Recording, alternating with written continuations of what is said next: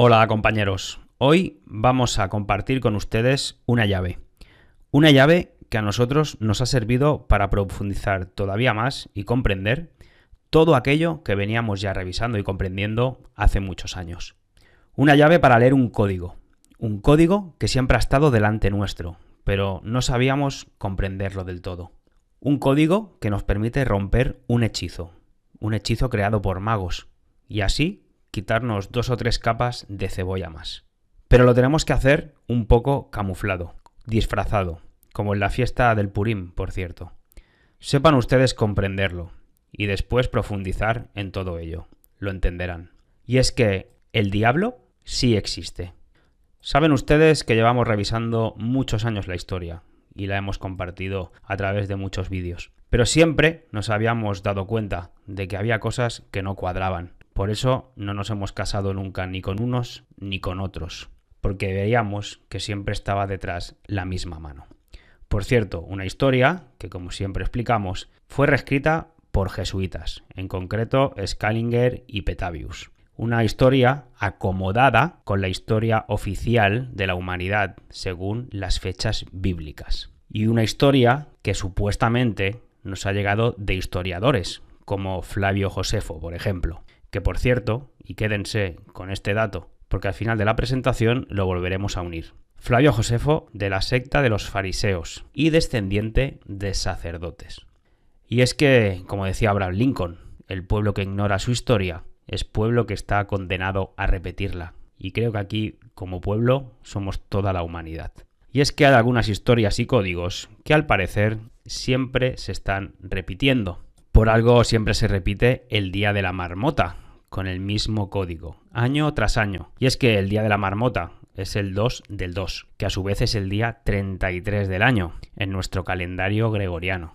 Creado también por jesuitas. Ya saben que el 33 es el número de los constructores masones que levantan templos, en honor a Hiram Abif y su templo de Salomón. Incluso sus 2 columnas, llamadas Jaquim y Boaz, en numerología caldea, suman también 33. Por eso, ese mismo día de la marmota, el 2 del 2, el día 33 de nuestro calendario gregoriano, y es que el truco de los magos también se esconde en los calendarios. Ya lo veremos. Pues ese mismo día 33 también decidieron levantar otro imperio, el Sacro Imperio Romano. Al menos oficialmente eso dicen, porque la verdad no es importante aquí, sino el hechizo. Decía George Orwell que quien controla el pasado controla el futuro y quien controla el presente controla el pasado. Pero hemos dicho que vamos a hablar de historia y de magia. Y es que la historia es un poco como la magia. Ya nos dijo Matute, nuestro amigo mago, que la magia es el arte del engaño. Porque los magos son magos porque nos engañan, nos distraen, nos hacen creer lo que no es, nos hechizan, porque no sabemos sus trucos. Y ahí radica todo el poder del mago sobre nosotros. Es una ilusión, una mentira, un hechizo. En cuanto le descubrimos el truco al mago, todo el hechizo se cae y deja de tener poder sobre nosotros.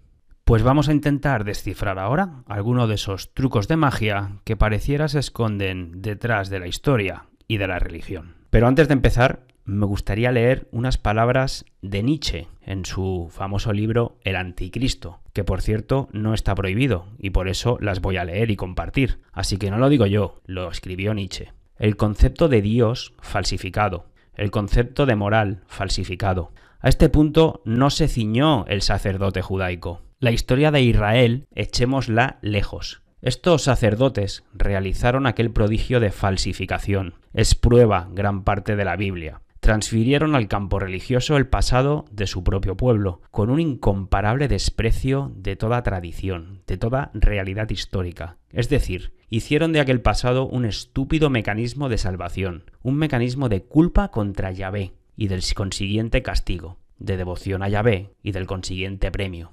Vergonzoso acto de falsificación de la historia. Pero yo ya diría que no fue un mecanismo para después salvarse, sino que fue un mecanismo para controlar a la humanidad. La presentación que vamos a hacer a continuación, la llave que vamos a dar a compartir con todos ustedes, es el fruto de la investigación que ha realizado el compañero Aingeru García San Martín y que ha plasmado en su libro El poder de la magia, al cual le agradezco profundamente su esfuerzo, su trabajo y su valentía por exponer todas estas llaves y compartirlas con nosotros. Hoy solo veremos una de esas llaves, tal vez la más importante. Por eso no he podido más que compartirlo yo también con ustedes, a través de esta presentación, para romper todos el enorme hechizo al que nos han sometido sin saberlo. Dice Aingeru en su libro: la primera regla de un verdadero espectáculo de magia es que nadie debe saber que hay magos haciendo magia. Y esa es la razón por la que los magos de la antigüedad aprendieron a disfrazarse, para que nadie supiese que eran magos haciendo magia. Los magos de la antigüedad nunca anunciaron sus espectáculos, nunca vendieron entradas, porque su objetivo no era entretener al público. Los magos de la antigüedad hacían magia para hechizar al público, para hechizar a todos los presentes, para hechizarlos de por vida. Los magos siempre repiten los mismos espectáculos de magia, y cada espectáculo tiene un guión concreto, con unos códigos específicos, por lo que cada vez que los magos repiten el mismo espectáculo de magia, repiten el mismo guión y los mismos códigos.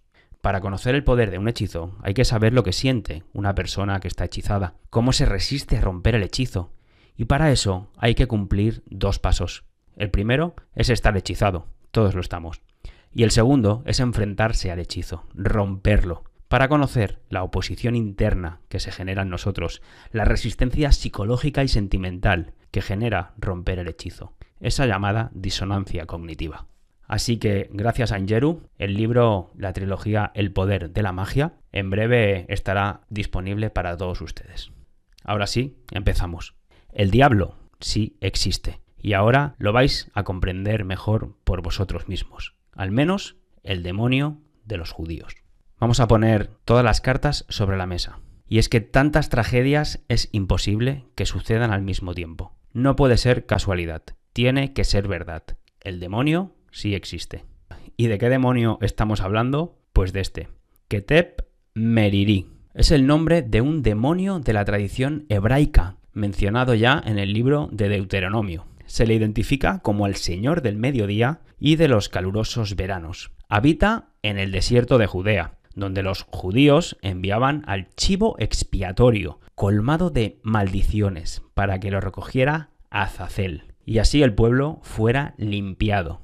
Meriri significa amargo, acebo, veneno, decir palabras malsonantes. Expresa, pues, maldecir a un pecador y a sus pecados previamente a su ejecución. Meri significa cebado. El chivo expiatorio es la cabra sacrificial cebada, arrojada al desierto y sobre la cual se dejan caer todas las maldiciones y escupitajos del pueblo. Y además dice que durante la Edad Media el lenguaje hebreo lo designó para hacer referencia al demonio. Así que antes de la Edad Media no era un demonio. Keter Miriri, dice, ataca al mediodía, cuando el sol cae a plomo. Es un depredador que fue creado la víspera de Sabbat en la creación del mundo. Es decir, justo antes de crear el mundo también se creó a este ser, o lo que sea. No es una criatura totalmente espiritual, como los ángeles, pero tampoco es física como los seres humanos. Y por último, nos dice que Ketet Meriri gobierna en las 3 semanas que median desde el 17 del mes de Tamuz hasta el 9 del mes de Ab. Un periodo de tiempo de 3 semanas que siempre caen en verano. Ahora lo veremos después. Pero a ver si lo he entendido. Ese pueblo, el judío, cuando eran culpables de algo, para que no los condenaran a ellos, enviaban como chivo expiatorio a una cabra sacrificial al desierto, a la cual maldecían, claro, para culparla, además de escupirla. Y esa cabra precisamente era el chivo expiatorio, que lo relacionan también con Azazel, que es el ángel caído, que a su vez tiene forma de cabra y siempre la encontramos acompañado de ella. Y también lo relacionan con el dios Pan, otro demonio con forma de cabra. Esto de la cabra lo he visto ya muchas veces, creo que demasiadas.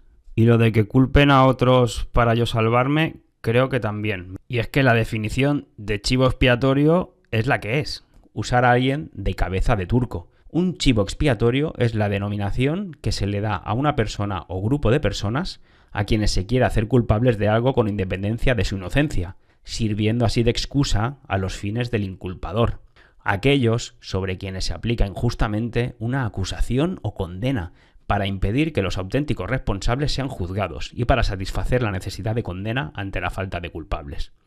Es decir, ese chivo expiatorio, la cabeza de turco, es el inocente al cual el verdadero culpable acusa y maldice para que los juzguen y condenen, y así salvarse el verdadero culpable. Keteb Meriri.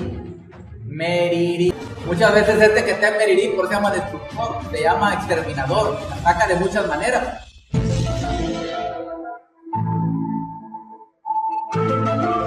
Dicen los rabinos que el que ve a este demonio cae muerto inmediatamente.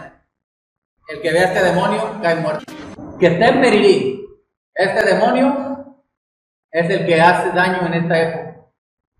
El demonio sabe y suelta hordas en ciertas épocas también. O sea, siempre va a haber demonios en todos lados. Pero en estos ellos aprovechan debilidades del ser humano en su cuerpo físico también. ¿Me explico? Y en la ignorancia que tienen. Keteb Meriri, el demonio, sí existe. ¿Y cuándo ataca? Pues ya lo hemos visto antes. Dice que gobierna esas 3 semanas que van desde el día 17 del mes de Tammuz hasta el día 9 del mes de Ab. Antes de entrar en ello, vamos a ver qué significa la palabra Tammuz, a ver si nos ayuda.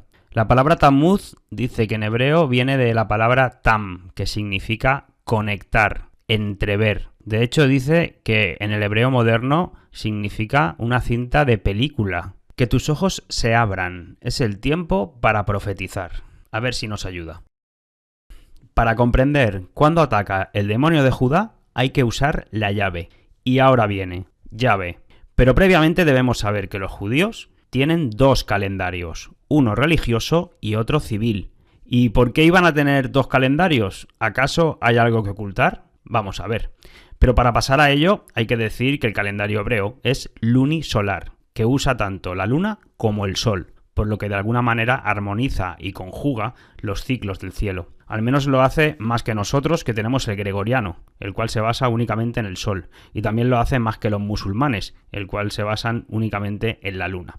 Los hebreos, igual que los chinos, usan el lunisolar, tienen en cuenta el sol y luna, pero los hebreos tienen 2 calendarios. Vamos a verlo. Hay un debate en el Talmud acerca de si el mundo fue creado en el mes de Tishrei o en el mes de Nisan. De hecho, ambas opiniones nos dicen que son correctas, ya que, por un lado, el mundo fue creado en el mes de Tishrei, con lo cual debería ser el primer mes.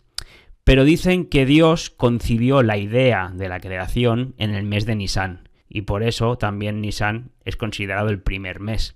Así que bueno, dependiendo de si usamos cuándo fue concebido como idea o cuándo fue creado en físico, podemos acudir a un mes o a otro como el primero.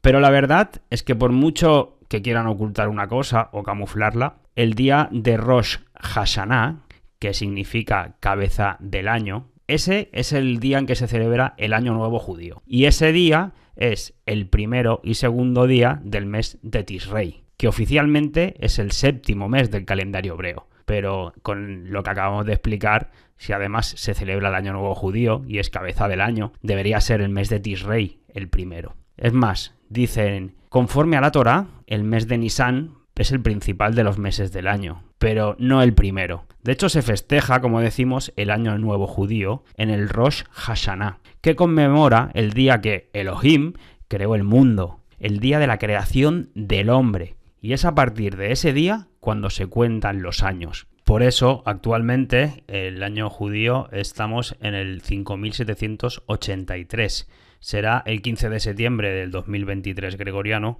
cuando se celebre el Rosh Hashanah del año que dé inicio al 5784 hebreo. Sí, desde que su Dios creó al mundo y al hombre. El primero de Tishrei no solo es el primer día del año, sino también su cabeza. Y además dice que es el día del juicio, porque ese día Dios juzga a los hombres.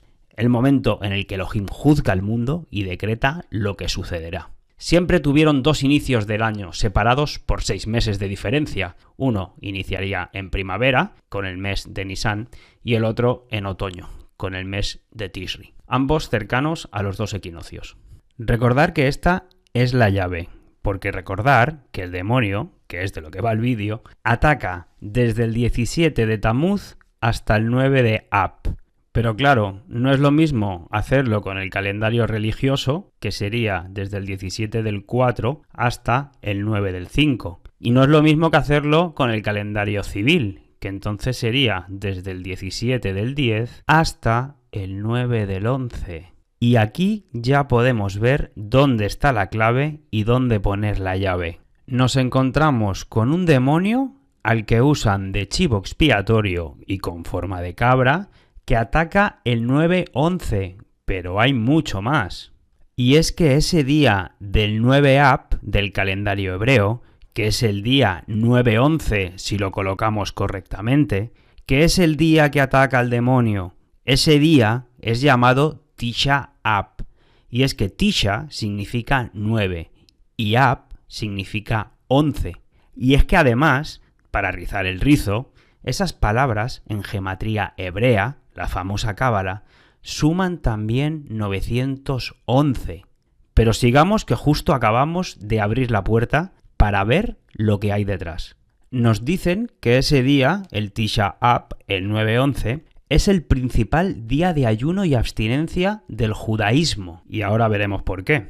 Dice que es el 9º día, Tisha, del mes Ab 11, y que cae en la canícula boreal. Recordar que el demonio atacaba cuanto más calor hacía, los días más calurosos. Nos dicen que ese día, Tisha Ab 9-11, es el día más triste de la historia judía y se conmemora todo lo que vamos a ver a continuación. Es decir, ese día es el más triste y tienen que llorar, por eso hacen ayuno y abstinencia, porque el demonio siempre les ataca ese día, en 9-11. Año tras año, siglos tras siglos. Por eso decíamos que no puede ser casualidad. El demonio existe, al menos el de Judá, el que les ataca el día 9-11, Keteb Mereri.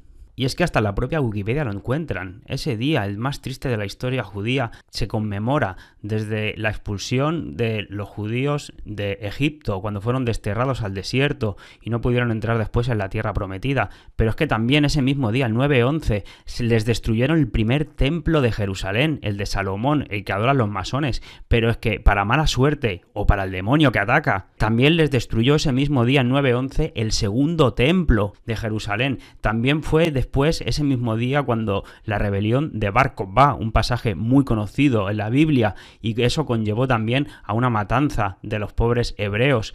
Después también ese mismo día, el 9-11, fue cuando el rey Eduardo I de Inglaterra expulsó a los judíos. También ese mismo día, un 9-11, expulsaron a los judíos de Francia. También los reyes católicos en España, en 1492, hicieron la expulsión de los judíos. Y además encontramos que también fue la solución final firmada en la Segunda Guerra Mundial. Pero hay mucho más. Y en la propia Wikipedia nos siguen diciendo, como decíamos, el acontecimiento de los 12 espías que mandó Moisés y trajeron malas noticias y no pudieron entrar en tierra prometida, el primer templo, el segundo. También encontramos que ese mismo día, un 9-11, fue el decreto de Urbano II para las cruzadas contra los judíos. También en el año 1242 se quemó el Talmud. También se dio inicio a la Primera Guerra Mundial. Incluso, ya metiéndonos en la segunda, se dio lugar a la inauguración del campo de exterminio de Treblinka, lamentable. Deportaciones también de los judíos de sus guetos a los campos de concentración,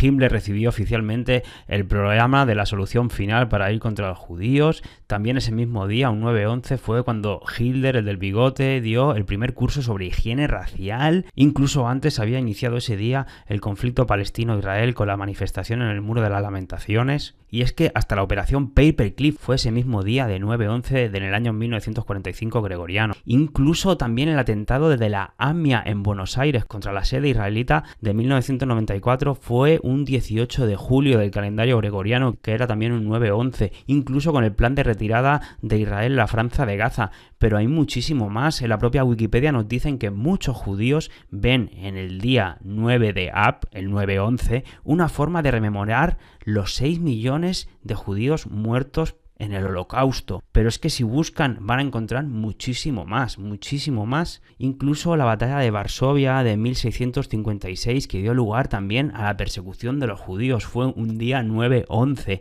incluso también el decreto para expulsar a los banqueros judíos de Viena, que dio lugar a su exilio a Prusia en 1670, también fue un día 9/11 de su calendario. Por cierto, Prusia que después se acabó convirtiendo en Alemania. Previamente tuvieron que hacer la batalla de Betseca, en la que Prusia, gracias a ella, se convirtió en una de las principales potencias europeas, y posteriormente también la batalla de Wörth en un 9/11 en la que Prusia venció a Francia, que por primera vez se enfrentaba a ella, y todo ello permitió después crear a la Alemania tal y como la conocemos actualmente. Incluso el inicio de la Primera Guerra Mundial fue de Alemania a Rusia en 1914 en un día 9/11. Pero es que si nos vamos a Rusia encontramos que uno de los acontecimientos más importantes de la historia, que incluso hemos comentado nosotros, el asesinato del zar ruso Nicolás II a manos de los bolcheviques, fue un 17 de julio de 1918, y nos dicen que su cuerpo fue descuartizado seguramente al día siguiente, el día 18 de julio, que coincidía también con un 9/11, y muchos más acontecimientos, los cuales no nos ha cabido en la lámina para recogerlos y los cuales vamos a seguir investigando, porque parece ser que con esta llave se abren muchas y muchas puertas. ¿Entienden ahora por qué decimos que el demonio sí existe? Porque no pueden ser casualidades que todos esos acontecimientos ocurran el mismo día, un 9/11. Tremenda destrucción. Entonces, el templo, el primer templo, el segundo templo, la expulsión de España, que siempre hablamos de la Inquisición, muchas cosas ocurrieron todos el mismo día.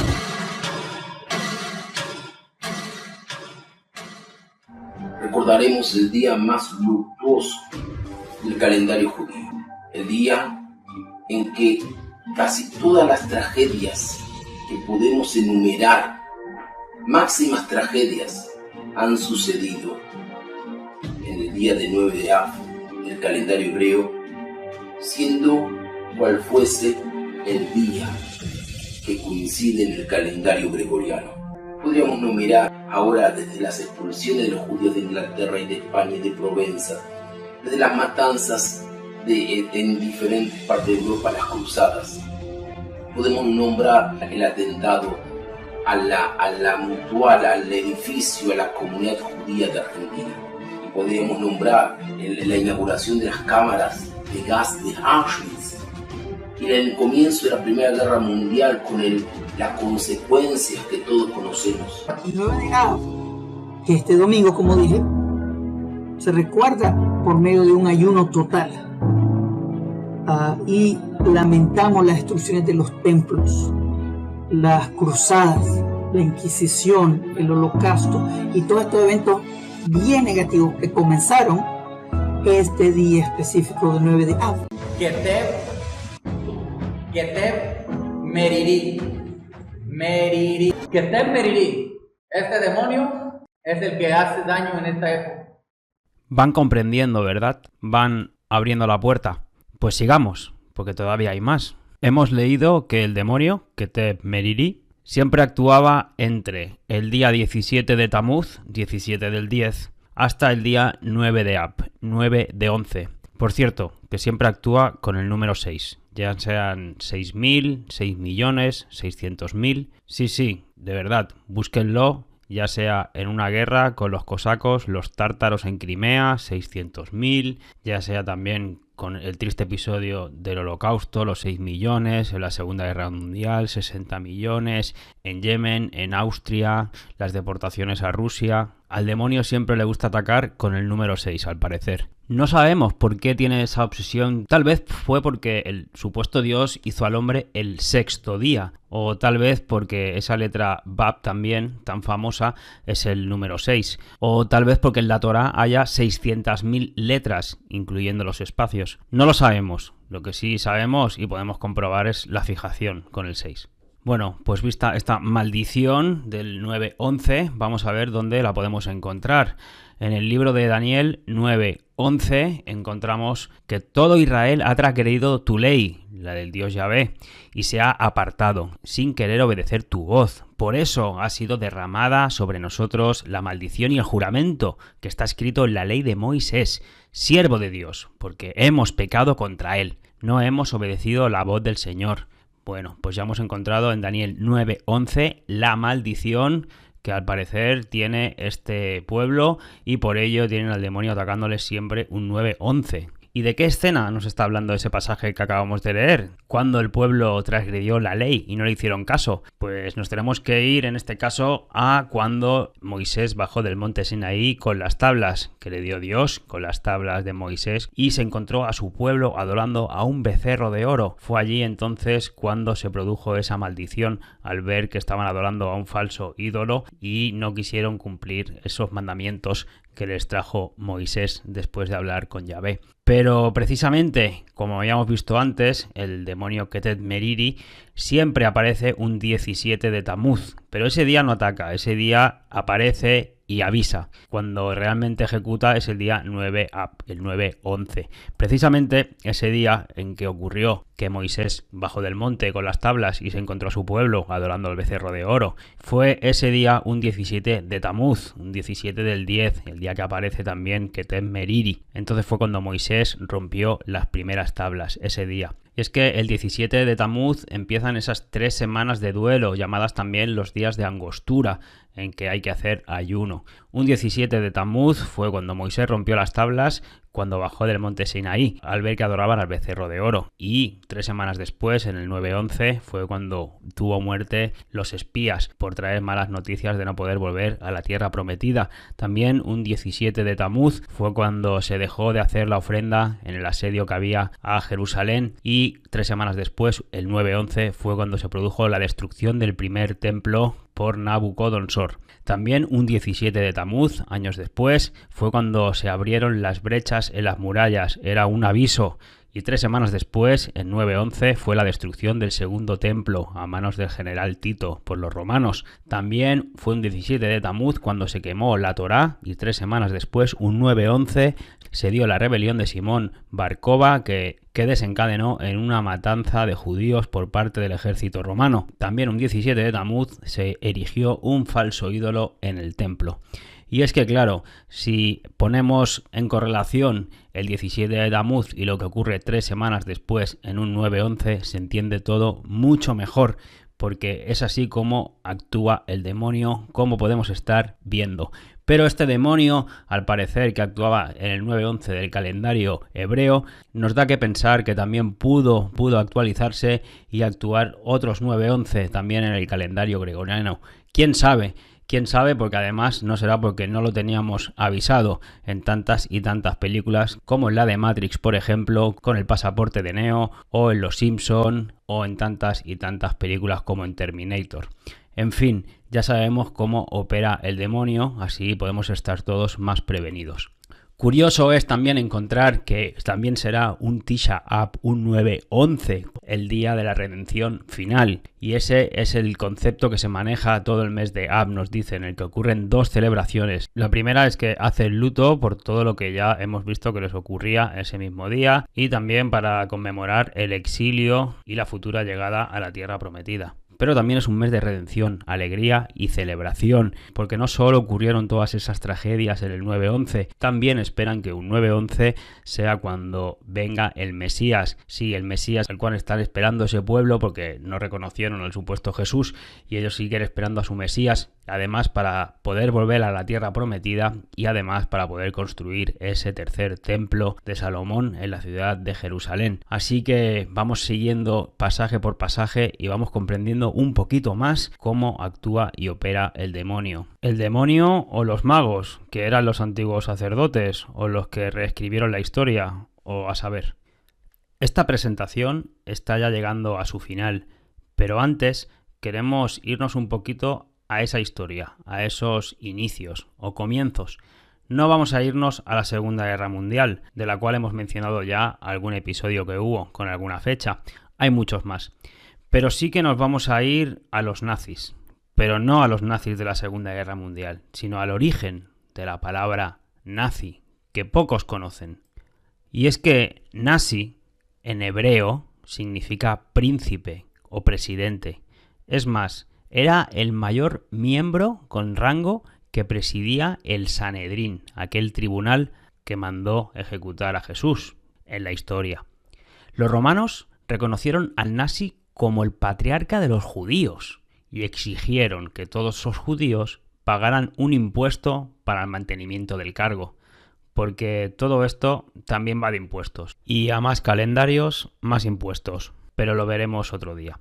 El nazi era el encargado de realizar algunos anuncios, como el de proclamar los años bisiestos. El último nazi, oficialmente dicen que fue ejecutado, siempre hay ejecuciones, el año 425.